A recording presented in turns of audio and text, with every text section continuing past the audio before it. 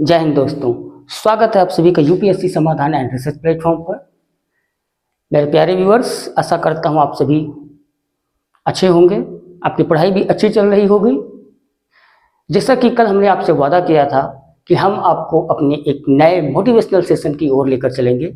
आज हम हाजिर हैं और आपसे रूबरू होते हैं एक नए मोटिवेशनल सेशन में। आज का जो हमारा विषय है इस मोटिवेशनल सेशन में, वो विषय है हमारा इच्छा शक्ति और अभ्यास। इच्छा शक्ति क्या है और अभ्यास क्या है? हमारा जो विषय है वो है इच्छा शक्ति।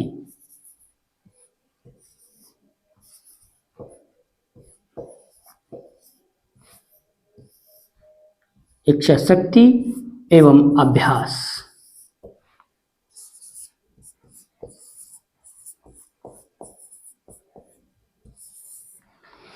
यह विषय हमारे लिए बहुत अधिक आवश्यक है। आवश्यक क्यों है? क्यों आवश्यक है यह जानना। इच्छा शक्ति की शक्ति को अगर किसी ने समझ लिया, वह दुनिया में इतिहास को रच सकता है। आपने जाना है इतिहास रचने वालों की सबसे बड़ी खूबी क्या होती है? उनकी इच्छा शक्ति, उनका अभ्यास जो कभी भी खत्म नहीं होता है। निरंतर कठिनाइयों और परेशानियों के बीच चलने वाला अभ्यास जो उनको एक दिन सफलता की पूंजी देता है। क्या है ये इच्छा शक्ति और कितनी ताकत है इसमें? इस इच्छा शक्ति की ताकत को जानने के लिए वर्षों शोध किए जाते हैं और आज भी चल रहा है। ये एक मनोवैज्ञानिक प्रभाव होता है। इच्छा शक्ति में वो ताकत होती है जो सामान्य मनुष्य को महामानव बना देती है। ये कोई किताबों की भाषा नहीं है इच्छा शक्ति। तमाम लोग कह देते हैं ये तो किताबी भाषा है। जी नहीं, ये किताबों की भाषा नहीं है इच्छा शक्ति। इच्छा शक्ति दुनिया का वह पावरफुल एलिमेंट है जो इतिहास को रचता है। इच्छा शक्ति दुनिया का वह पावरफुल एलिमेंट है जो इतिहास को रचता है। पता है आपको, इच्छा शक्ति एक जीता जागता उदाहरण है, एक अभ्यास है। कोई किताबों की भाषा नहीं है इच्छा शक्ति। एक छोटी सी कहानी आपको सुनाता हूं तुलसीदास जी के बारे में। सभी लोग परिचित होंगे तुलसीदास जी से। कौन है तुलसीदास? अभी राम मंदिर का हाल ही में निर्माण हुआ और राम से जो जुड़ा है, जो राम को जानता है, शायद ऐसा कोई व्यक्ति होगा जो इच्छा शक्ति और तुलसीदास को नहीं जानता होगा। और यदि इच्छा शक्ति को नहीं जानता होगा तो तुलसीदास को अवश्य जानता होगा। ये कौन था तुलसीदास? कैसे रची इसने इतने बड़े महाग्रंथ को? कैसे रचा? जान करके ताजुब होगा आपको। लेकिन ये इच्छा शक्ति थी। पता है आपको तुलसीदास के बारे में? तुलसीदास एक ऐसा भोगी व्यक्ति था, एक ऐसा विलासी व्यक्ति था और समाज का एक ऐसा निकृष्ट व्यक्ति था जिसके बारे में आप कल्पना नहीं कर सकते हैं। एक घटना है, बहुत ही इंटरेस्टिंग घटना है, आपको बताता हूं। वो घटना क्या है? घटना गौर से सुनिएगा इस घटना को। ये बहुत ही मार्मिक विषय है। यह मार्मिक विषय क्यों है? क्योंकि ये तुलसीदास के जीवन को परिवर्तित कर देता है। घटना क्या है? जानिए घटना क्या है। तो ये घटना वह है, तुलसीदास जी का विवाह हुआ। तुलसीदास जी बहुत बड़े भोगी और बहुत बड़े विलासी व्यक्ति थे। एक बार क्या हुआ कि उनकी पत्नी उनको बिना बताए अपने मायके चली जाती हैं।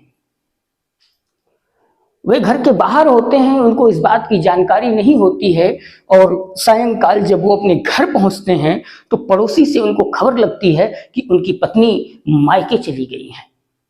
अब उनकी पत्नी मायके चली गई हैं, यह पीड़ा उनसे बर्दाश्त नहीं हुई और उसी समय अपने दरवाजे से ही वो वापस लौटे अपने ससुराल की ओर। जब वह अपने ससुराल की ओर जाते हैं तब तक दिन और अधिक ढल चुका होता है, सूरज लगभग डूब चुका होता है। वो एक केले का पेड़ जो पानी में उस नदी में तैरता हुआ दिखाई दिया, क्योंकि नदी के इस पार इनका गांव था और नदी के उस पार इनकी ससुराल थी। उस केले के पेड़ पर ये बैठ जाते हैं। आपको जानकारी होगा कि केले का पेड़ पानी में कभी डूबता नहीं है। तो उस केले के पेड़ पर बैठ करके तुलसीदास जी उस नदी को पार किए और ससुराल में अपने पहुंच गए। तब तक अंधेरा हो चुका था। अब सामने से तो वे जा नहीं सकते थे, क्योंकि इस तरीके से वे अपने ससुराल आए थे। समाज की भी कुछ मर्यादाएं होती हैं जिनका पालन करना बहुत आवश्यक होता है। वे घर के पीछे से एक उनको लटकती हुई रस्सी दिखाई दी। जैसा कि आप जानते हैं, उस समय पुराने समय में खपड़े के मकान होते थे। खपड़ा एक तरीके का ईंट जैसे होता है, उसी टाइप का एक पतला और लंबा चौड़ा बनाया जाता है। उस रस्सी को वो पकड़ करके उस पर चढ़ करके, और जैसे ही वो आंगन में कूदे, धमाक की आवाज हुई।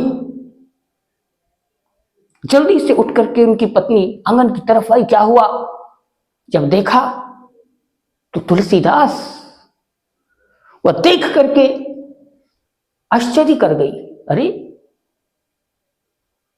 इस टाइम ये यहां, और आए किस तरह से थे? उन्होंने कहा, मैं पीछे के रास्ते से आया। उनकी पत्नी को यह देख करके बहुत क्रोध आया, बहुत गुस्सा आया उनको, और उन्होंने तुलसीदास को ललकारा। तुलसीदास से क्या कहा? अस्थि चर्ममय देहिमम तामी ऐसी प्रीत। मतलब क्या है? इस लाइन का सार क्या है? अस्थि चर्ममय, हड्डियों और चमड़े से युक्त, हड्डियों और चमड़े से युक्त इस शरीर से तुमको इतना प्रेम है, तुम एक रात्रि, एक पल भी मेरे बगैर नहीं रुक पाए।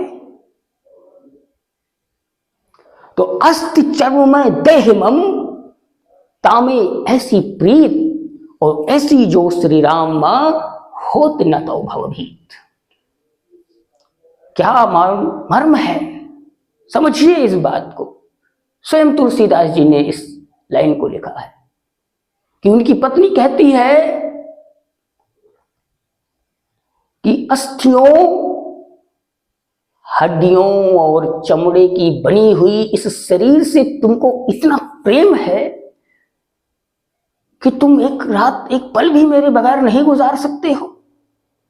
अगर इतना प्रेम तुम्हें भगवान राम के नाम में हो जाता तो तुम्हारा जीवन भव सागर से पार हो जाता। यह बात सुन करके तुलसीदास को बहुत अधिक झटका लगा। वे वापस उसी समय वहां से लौटते हैं, और जब वे लौटते हैं तो जिस रस्सी को पकड़ करके वे चढ़े थे, जब वापस उतरते हैं तो देखते हैं कि वह रस्सी नहीं, वह एक सर्प था। क्या था? एक सर्प था। उनको आश्चर्य होता है कि वास्तव में मैं प्रेम में कितना अंधा हो गया था। कैसी मेरी इच्छा शक्ति थी कि मुझे सर्प और रस्सी में अंतर तक नहीं हो पाया। घटना घट सकती थी मेरे साथ।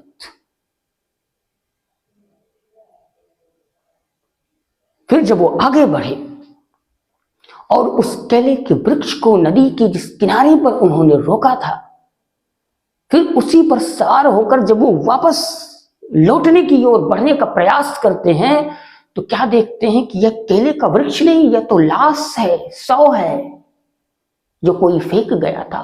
ताजी लाश थी वो, और वह ताजी लाश उस समय उनके भीतर विरह पैदा होता है। उनको उस समय यह वास्तव में लगता है कि सचमुच मैं प्रेम में अंधा हो गया था। मुझे सर्प और रस्सी का भीतर उसका भेद ना पता चला, उसका अंतर ना पता चला, मुझे शौ और केले की वृक्ष में अंतर ना पता चला, और इस स्त्री ने मुझे इस तरह से धिक्कार करके वापस भगा दिया। वही तुलसीदास वापस नहीं जाते हैं अपने घर। वही उनको विरक्ति होती है जिसको उन्होंने केले का पेड़ समझा था, जब उनको वास्तव में ज्ञात होता है कि वह केले का पेड़ नहीं बल्कि वह एक ताजा शौ था जिसके माध्यम से उन्होंने उस नदी को पार किया था। अब विषय क्या है? और वही तुलसीदास आज इतिहास में अमर हो गए। भारतीय साहित्य में तुलसीदास स्वर्णिम अक्षरों में लिखे जाते हैं। वही तुलसीदास जिसके ऊपर आज पीएचडी की जाती है, वही तुलसीदास जिसकी लिखी हुई रामचरितमानस के हजारों विचारों, हजारों तरीके से अनुवाद और उसकी व्याख्याएं की जाती हैं। मैं उसी तुलसीदास की बात कर रहा हूं। यहां मर्म क्या है? विषय है कि मर्म क्या है? मर्म यह है इच्छा शक्ति का। वो प्रबल इच्छा शक्ति थी तुलसीदास की अपनी पत्नी से मिलने की। वह प्रबल वेदना थी, इच्छा शक्ति थी अपनी पत्नी के साथ रहने की। वह इच्छा शक्ति थी जिसने उस व्यक्ति को अंध बना दिया था। वह इच्छा शक्ति थी जिसने उस व्यक्ति को महान तुलसीदास बना दिया। उस भोगी तुलसीदास से, उस विलासी तुलसीदास से महाकवि तुलसीदास बना दिया। ये इच्छा शक्ति की पावर है, ये इच्छा शक्ति की शक्ति है। इसने भोगी और विलासी तुलसीदास को महाकवि तुलसीदास बना दिया। तो वो शक्ति है इस इच्छा शक्ति में। अगर आपके भीतर अपने लक्ष्यों को पाने के लिए एक पागलपन है जो तुलसीदास के भीतर था, अपनी पत्नी को पाने का पागलपन, तो जैसे उनको समझ में नहीं आता है कि सर्प और रस्सी का भेद क्या है, शौ और केले के पेड़ का भेद क्या है, आपको भी नहीं पता चलेगा। आपको सिर्फ आपका लक्ष्य दिखेगा। क्यों दिखेगा? क्योंकि इच्छा शक्ति आपको अंधा कर देगी, सिर्फ आपके लक्ष्य के अलावा कुछ और नहीं देखने देगी। यह है वो इच्छा शक्ति। ये जीता जागता प्रयोग है तुलसीदास, जीता जागता प्रयोग है महाकवि कालिदास। जानते हैं कालिदास के बारे में? मूर्खों की सबसे बड़ी संज्ञा दी जाती थी कालिदास को। मूर्खों की सबसे बड़ी संज्ञा थी कालिदास के लिए। ठप्पा लगा हुआ था, ब्रांडेड ठप्पा लगा हुआ था। मूर्खों का राजा था महाकवि कालिदास। पता है आपको? नहीं पता है तो जान लीजिए। उसका विवाह हुआ किससे? एक ऐसी राजकुमारी के साथ जो प्रकांड विद्वान थी, विदुषी थी, विद्योत्मा। विद्योत्मा के साथ कालिदास का विवाह हुआ। महामूर्ख व्यक्ति, ऐसा व्यक्ति जिस पेड़ पर बैठा हुआ है उसी की, जिस डाली पर बैठा हुआ है उसी डाली को काट रहा है, उसको यह भी ज्ञात नहीं कि वह कालिदास, अगर डाल कट गई तो उसका क्या होगा। मैं उस कालिदास की बात कर रहा हूं जिस कालिदास को मूर्ख का ठप्पा लगा हुआ था। वही कालिदास महाकवि कालिदास बनता है। अभिज्ञान शाकुंतलम, मल्लिकार्जुन, मेघदूतम जैसे ग्रंथों की रचना करने वाला महाकवि कालिदास, जो कभी मूर्खों का ठप्पा लगाया हुआ जाना जाता था। एक बार की उसकी घटना आपको बताता हूं। इतिहास आपको आश्चर्य कर देगा। पन्नों को तो पलटिए। लगता है सब किताबी भाषा है, आते हैं लोग लेक्चर देते हैं और चले जाते हैं। जी नहीं, महाकवि तुलसीदास, महाकवि कालिदास और कवि वरदराज इच्छा शक्ति और अभ्यास के जीते जागते प्रयोग हैं। और वही नहीं, ये भारत भूमि है। ऐसे प्रयोगों के, ऐसी एलिमेंट के प्रयोग करने वाले पता नहीं कितने घूम रहे हैं। एक बार अपने भीतर उस पागलपन को लाइए जो आपकी इच्छा शक्ति को जगा देता है। आपको न दिन दिखेगा न रात दिखेगी, आपको सिर्फ आपका लक्ष्य दिखेगा। ये कोई बहुत बड़ी बात नहीं है, ये किताबों की भाषा नहीं है। इसका प्रयोग कीजिए और अपने जीवन के परिवर्तन को देखिए। ये इच्छा शक्ति जो सामान्य मनुष्य को महामानव बना देती है, महामानव बना देती है ये इच्छा शक्ति। इसका प्रयोग देखिए। कालिदास जी की बात आपको बता रहा हूं। कालिदास जी को जो ज्ञान की प्राप्ति हुई वो कहां हुई थी? दरभंगा में एक स्थान है और वहां पर कालिदास के नाम से कालिदास साइंस कॉलेज भी है और वहीं थोड़ी सी दूरी पर एक छिन्नमस्ता माता का मंदिर है। उस मंदिर से थोड़ी सी दूरी पर एक गुरुकुल हुआ करता था, जिस गुरुकुल में जब उनकी पत्नी उनको भगाती है, धिक्कार देती है, जब उस पत्नी को पता चलता है विद्योत्मा को, ये कालिदास ये तो महामूर्ख आदमी है, इससे मेरा विवाह कैसे हो गया, ये तो महा अयोग्य व्यक्ति है, ये क्या हुआ मेरे जीवन के साथ, और धक्के मार करके उसको, उस मूर्ख कालिदास को घर से बाहर भगा देती है। घर से बाहर भगा देती है उस मूर्ख कालिदास को, और वह कालिदास आता है उसी आश्रम में, उसी गुरुकुल में आता है, और उस गुरुकुल में एक बार बाढ़ आ गई होती है। पानी बहुत भरा हुआ होता है। सभी विद्यार्थी शर्त लगाते हैं कि माता जी की जो मूर्ति है वह भी आधी पानी में डूबी हुई है, और शर्त लगाते हैं कि माता जी को जो कालिख लगा करके आएगा उसको सबसे बड़ा और सबसे अधिक साहसी मानेंगे। सबको पता था ये मूर्ख है कालिदास, ये सबसे पहले हां करेगा। वही हुआ, शर्त लगी और कालिदास ने स्वीकार किया चैलेंज को। अब कालिदास हाथ में कालिख लगाए हुए और एक हाथ को ऊपर किए तैरता हुआ पहुंचता है। जब माता जी की मूर्ति में ऐसे कालिख लगाता है तो माता जी उसका एक हाथ पकड़ लेती हैं। माता जी उसका हाथ पकड़ लेती हैं। उसको लगता है ये क्या हुआ, कुछ गलती तो नहीं हो गई, तो दूसरे हाथ से थूक लगा करके और उस कालिख को मिटाने लगता है। माता जी ने भी हाथ पकड़ लिया। माता जी समझ गई, वह दिव्य शक्ति समझ गई, इसका कोई दोष नहीं है, यह वास्तव में मूर्ख है, क्योंकि जिस पानी के भीतर वो तैर करके गया उस पानी से भी उस कालिख को छुड़ा सकता था, लेकिन थूक ही क्यों लगाया? क्योंकि अभ्यास हो गया था। बच्चे जैसे अपने कॉपी के पन्नों, नोटबुक के पन्नों को पलटते हैं थूक लगाकर, वही अभ्यास था।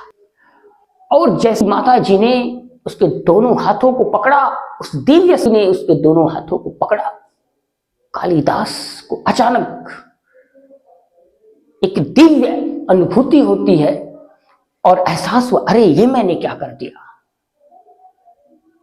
वहीं कालिदास को ज्ञान की प्राप्ति होती है। कालिदास वापस आते हैं, कालिदास वापस आते हैं और कालिदास पूरी तरह बदल चुके होते हैं। यह है समर्पण, बदल चुके होते हैं। यह इनोसेंट। उस कालिदास को कुछ नहीं पता वो क्या कर रहा है। और वहीं से कालिदास, महाकवि कालिदास की यात्रा की ओर आगे बढ़ते हैं। और आज कालिदास को कौन नहीं जानता है। सेम इसी प्रकार की घटना घटी थी वरदराज के साथ। वरदराज भी एक बहुत पुराने और बहुत ही विद्वान कवि हुए। वह भी बहुत ही मूर्ख बालक था। पूरा घर उससे परेशान हो चुका था, विद्यालय परेशान हो चुका था। पढ़ाते पढ़ाते कोई ज्ञान नहीं, मूर्खता की पराकाष्ठा थी उसमें। क्या करे, विद्यालय परेशान हो गया। आचार्यों ने उसको विद्यालय से बाहर निकाल दिया, भाग यहां से, हमारे बस का नहीं है तुझको ज्ञान दे पाना। वरदराज क्या करे, चल तो दिया बेचारा, मगर जाए कहां। जाते जाते जाते जाते एक स्थान उसको दिखता है, प्यास लगती है, वो बैठ जाता है कुएं के पास। तो देखता है कि एक महिला है, वो कुएं से पानी निकाल रही है। पानी निकालते ही उसने देखा कि रस्सी कुएं की उस किनारे से आ रही है, वहां पर एक निशान पड़ गया है, वो घिस गया है वो पत्थर। तो काली वरदराज ने पूछा उस महिला से, ये निशान ऐसा क्यों पड़ गया है? उस महिला ने कहा, यह निशान इसलिए पड़ गया है, लगता है कि तुम तो बड़े मूर्ख लगते हो, ऐसा बेतुका सवाल करते हो। वरदराज तो बेचारे इनोसेंट आदमी, वास्तव में मूर्ख व्यक्ति था, मूर्ख बालक था, उसे क्या पता। तो उसने कहा, मुझे सचमुच में वास्तव में मुझे नहीं पता है। तो उस महिला ने कहा, अरे मूर्ख बालक, ये रस्सी रोज इसी जगह से खींची जाती है और दिन हजारों या पास से ही निकाली जाती है। तो ये रस्सी एक ही स्थान से बार बार बार बार खींचने से, बार बार खींचने से इसने इस पत्थर पर निशान छोड़ दिया है। ईश्वर की कृपा, वरदराज को समझ में आया कि एक नाजुक सी रस्सी इस पत्थर पर निशान छोड़ सकती है जो इतना कठोर होता है। तो आखिरकार मैं क्यों नहीं बन सकता हूं विद्वान, मैं भी तो बन सकता हूं। और वरदराज को समझ में आया कि यह है अभ्यास की शक्ति। रोजाना उसी जगह से वो रस्सी जा रही है, वो रस्सी को उस स्थान से गुजरने का अभ्यास हो रहा है, जिस अभ्यास के कारण वह कठोर पत्थर भी कट करके और एक निशान को छोड़ रहा है। वहीं से वरदराज वापस आता है और वो वादा करता है अपने आचार्यों से कि आचार्य, मैं क्षमा चाहता हूं अपनी मूर्खता के लिए, और आज के बाद से मैं एक अच्छे बालक के रूप में सभी अच्छे विद्यार्थियों की तरीके से अध्ययन करूंगा। और आगे चल करके वही वरदराज कवि वरदराज बनता है। ये वो जीती जागती घटनाएं हैं इतिहास की, जिनको किताब के शब्द नहीं कहे जा सकते। ये प्रयोग हैं, ये मानव के बहुत बड़े प्रयोग हैं। तो अभ्यास वह शक्ति है, निरंतर अभ्यास, निरंतर अभ्यास और इच्छा शक्ति किसी भी सामान्य मनुष्य को महामानव बना सकती है, महामानव बना सकती है। ये अभ्यास, ये इच्छा शक्ति जैसे एलिमेंट। जरूरत है निरंतरता की, जरूरत है इनको अस्थायी बनाए रखने की। प्रयास कीजिए, सफलताएं तो आपके कदम चूमेंगी, सफलताएं आपके कदम चूमेंगी। और याद रखिए, आप एक ऐसे कलाकार हैं, एक ऐसे कलाकार हैं कि जिससे बेस्ट प्रस्तुति, बेस्ट प्रेजेंटेशन की उम्मीद की जाती है। पता है, आप एक फिल्म को देखने जाते हैं, एक्टर बोरिंग लगता है, छोड़ करके चले आते हैं।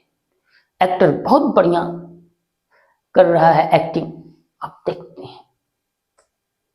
देखते हैं ना, क्यों? बेस्ट प्रेजेंटेशन, इसलिए आप उसके दीवाने और फैन हो जाते हैं। ठीक इसी प्रकार प्रत्येक व्यक्ति, इस धरती जो एक स्टेज है, प्रत्येक व्यक्ति इस स्टेज का एक्टर है। अगर आप चाहते हैं कि लोग आपको स्वीकार करें, लोगों के हाथ आपके लिए खुले हों, उनके मन में आपके लिए स्थान हो, तो एक बेस्ट एक्टर बनना होगा। और ये एक्टर बनने के लिए जरूरत है इन दो एलिमेंट्स की, इच्छा शक्ति और अभ्यास। ये दोनों आपके भीतर हैं, आप बेहतरीन एक्टर हैं। कोई मात नहीं दे सकता है आपको। ट्राई कीजिए, कोशिश करो यार, क्या नहीं होता है इस दुनिया में। करने वाला होना चाहिए। फिलहाल इस सेशन का हम यहीं पर एंड करते हैं और आपसे नेक्स्ट सेशन में मिलेंगे नए विषय के साथ। उम्मीद करता हूं आप आज के बाद से अपने आप से वादा करेंगे कि आपकी इच्छा शक्ति प्रबल होगी। वादा करेंगे आप, आपका अभ्यास अगर नहीं था तो होगा और था तो आगे बढ़ेगा। वादा कीजिए अपने आप से, महामानव बनना है। फिर मिलेंगे नेक्स्ट सेशन में। तब तक के लिए आप स्वस्थ रहें, व्यस्त रहें और मस्त रहें। जय हिंद दोस्तों।